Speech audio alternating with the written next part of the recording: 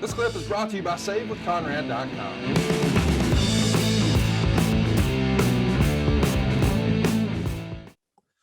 Let's talk about In Your House, Beware of Dog. Helmsley's going to be working with Mark Miro here. Of course, this is the famous show where the power went out. They had a pretty good match, or at least that's what we hear. And then we see that Jake is going to pin Triple H in the King of the Ring qualifier match. Now, I'm mentioning this because it feels as if the story has been told 100 times.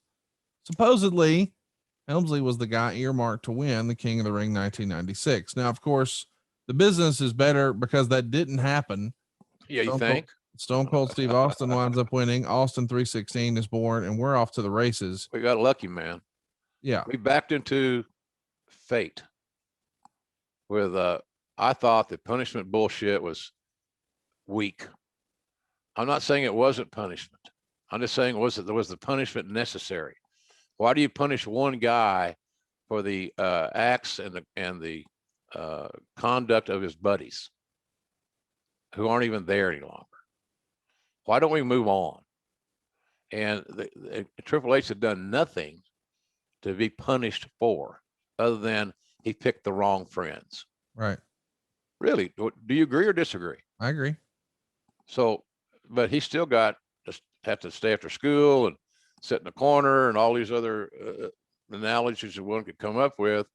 But why?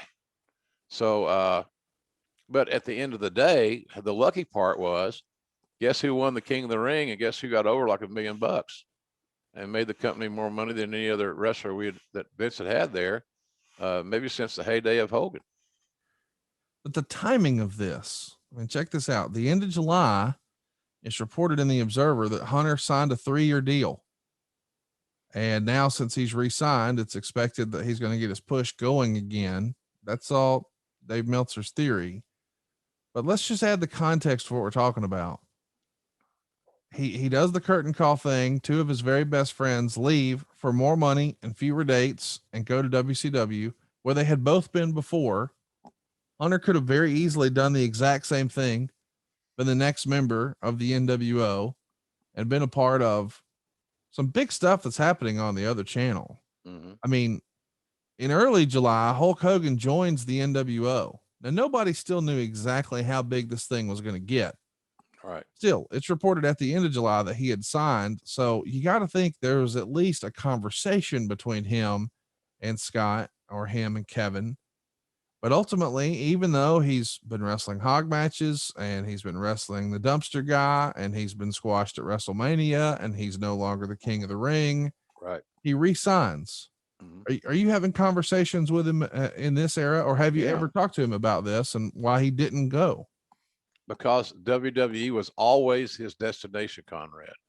We established that early in this podcast today. He grew up watching it. He's trained by a WWE Hall of Fame legend, and he grew up in that area.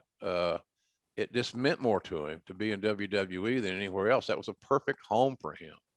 And he knew that if he weathered all the storms as he had and came through in a championship way as a professional, that the end story was going to be very positive for him. And it worked out that way. He always kept, as I said, reinventing and working his ass off. And even though he didn't get the best hand dealt him all the time. Hey, it's Conrad Thompson. Thanks for checking out the podcast here on YouTube.